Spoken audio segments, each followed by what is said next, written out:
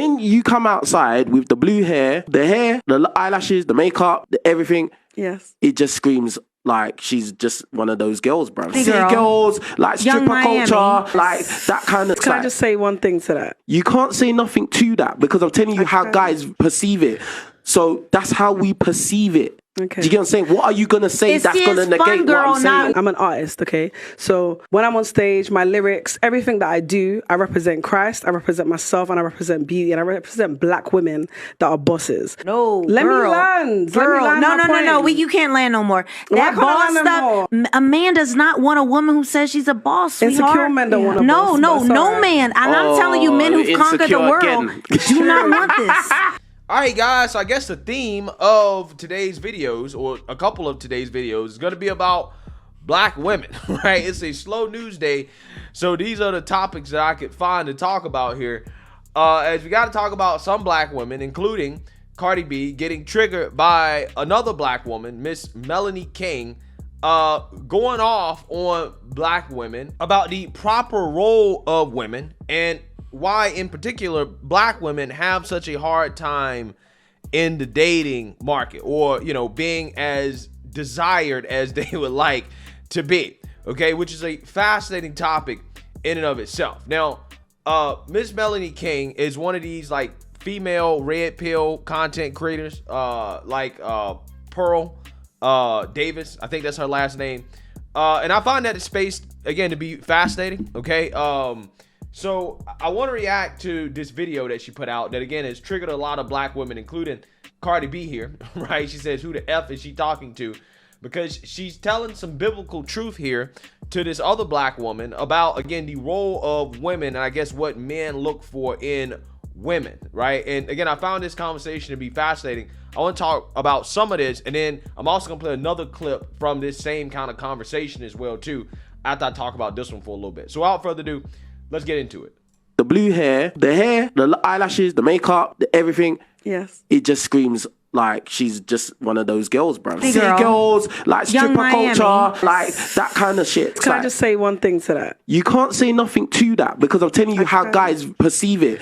So that's how we perceive it. Hey, I'm gonna keep it 100 with you. He correct, right, about the blue hair and all this other stuff. But at the same time, bro, you got gold teeth in your mouth, right? You got gold teeth in your mouth. I don't know, man. I think you might also be kind of playing up on a stereotype that, some people might perceive you to be a certain way. So, again, the message is correct. I'm not sure if the person that's delivering it is necessarily in a room to talk or be the best person to deliver it. But I understand what he's saying. I think he is correct. Okay. Do you get what I'm saying? What are you gonna say that's gonna negate what I'm saying? I'm an artist, okay? So when I'm on stage, my lyrics, everything that I do, I represent Christ, I represent myself, and I represent beauty, and I represent black women that are bosses. No, let me land. No. You can't land no more. That boss stuff. A man does not want a woman who says she's a boss. Sweetheart. Insecure men don't want a boss. No man. And I'm telling you, men who've conquered the world do not want this. But are they taking you home and saying that's my wife? Somehow. There's a difference. Somehow. That's No. You got a rebuttal to everything, but you're not digesting. You're hearing, but not listening. Do you know why it's important for you to listen? To you? No, not to me. Okay, to wisdom. So you talked about being a Christian, but it says the older women need to teach the younger women, and younger women need to listen and be submissive. But you know how many young women are not submissive to what men say? But you say you're a Christian woman. Okay. You can't be a Christian woman and buck against what men are saying. Hey, I'm going to keep it 100 with you.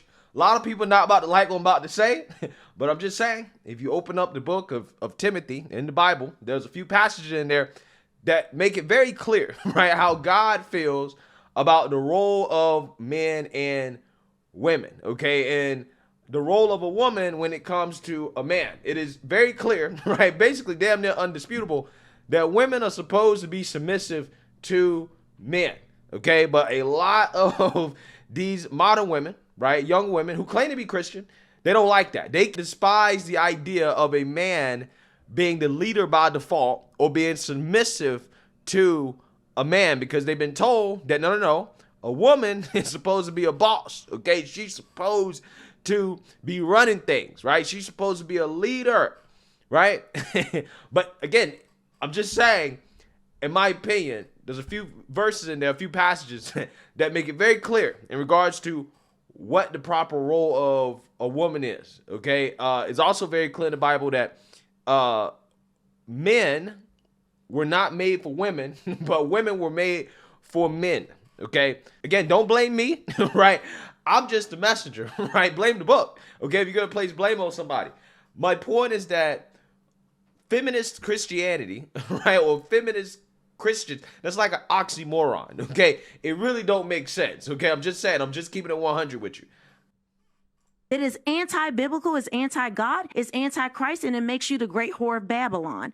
That's what the Bible talks about. I was raised in Christian school, Christian college, and I was in the church 4 days a week, all day on Sunday. That doesn't mean anything. No, it means something when I'm telling you scripture and you're bucking against it, and it's against the word of God. So don't claim God and Christianity, but your attitude is bucking, and you cannot be quiet for one moment. But don't ask me a question, respond to what I said. Okay, so what do you want to Don't ask me a question. You hear, but you do not listen. If you listened, you would know the questions I ask. The questions that you ask, I don't really have much to say to them. I'm going to be honest But with don't you. claim Christianity if you're not willing to submit to when men are telling you. A lot of women are Christian feminists. I'm not a feminist. No, you claim Christianity when it works in your favor, but you put down men and say, you're rebellious. Can I just you're ask, rebellious. when did I put down a man here? You're rebellious. When did I put down You're a man? rebellious, and I'm calling it out. You're rebellious. Yeah.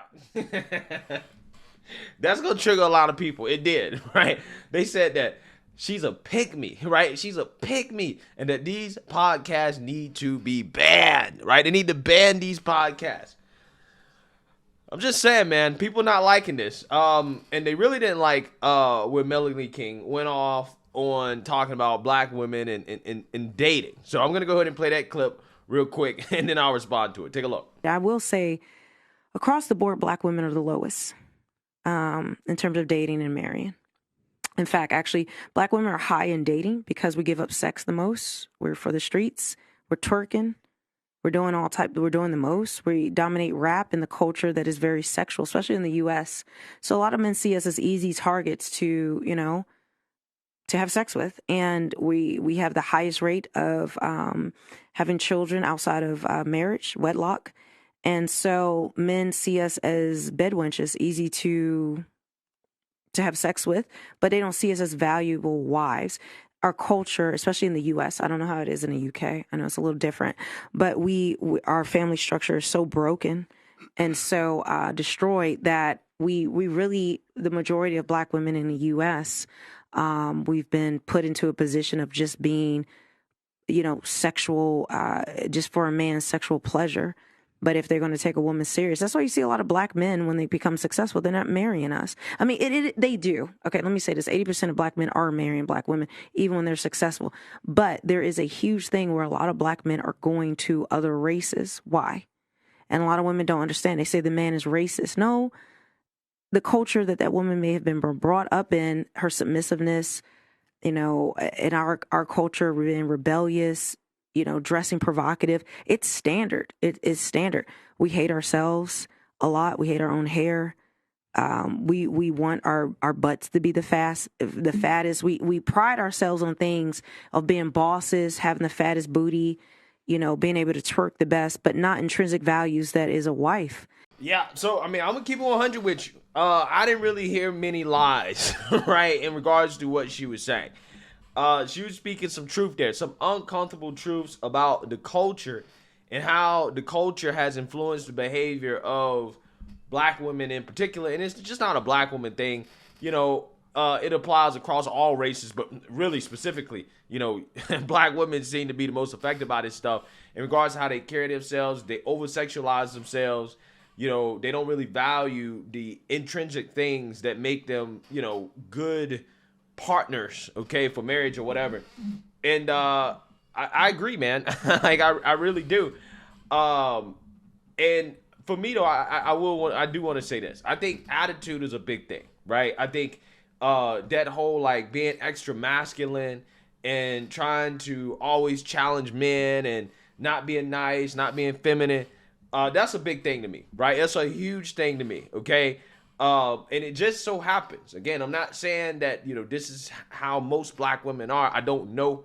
Okay, but I'm just saying from my personal experience, you know, I tend to have more negative interactions, random interactions with black women than other women. It just seems to be for no reason. Like the other day, and this is what kind of inspired me to make this video because I really want to tell this story. It pissed me off so much.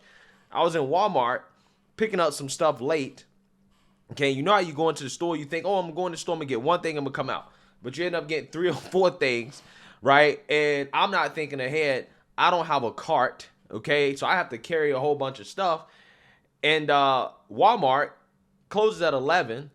I'm in there at like 10:50, wanting to go check out. They close up self-checkout early, right? So now everybody's forced to get in this long line, okay? They only have like 2 cash registers open. So there's this long line where you literally have to wait like 30 minutes to check out, right? So I'm holding a bunch of stuff. I'm pissed off because self-checkout is closed. So now I got to sit in line for 30 minutes holding stuff. And there are like 3 black women in front of me. 3 black girls, young black girls. And one girl has a cart that's pretty empty, okay? She got a little bit of stuff in there. And so I asked her, I said, hey, you know, is it okay if I like just place my stuff in this cart? Like I'm literally right behind her, right? I just want to place my stuff in this cart so I don't have to hold it. This woman, this girl, basically said no, right? She told me no, you can't do that.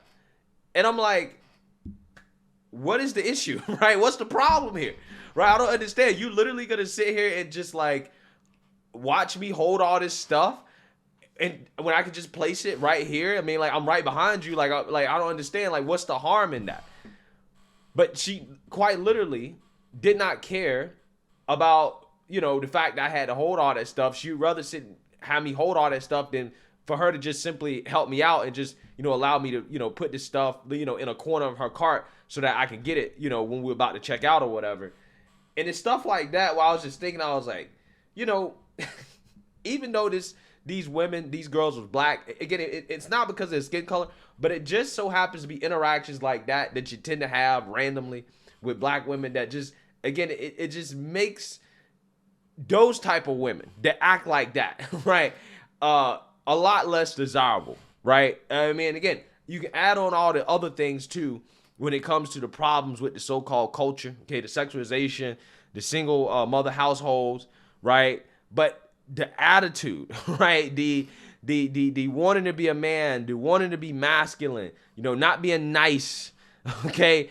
That to me is the biggest thing. That really, really, really is the biggest drawback. Again, this happens with everybody, right? I've experienced this with Latino women, right? I've experienced this with, you know, other types of women. So it's not just black women, but I'm just saying, on average, it seems like it tends to happen more with that group of people, that demographic more than anybody. So I don't know, man.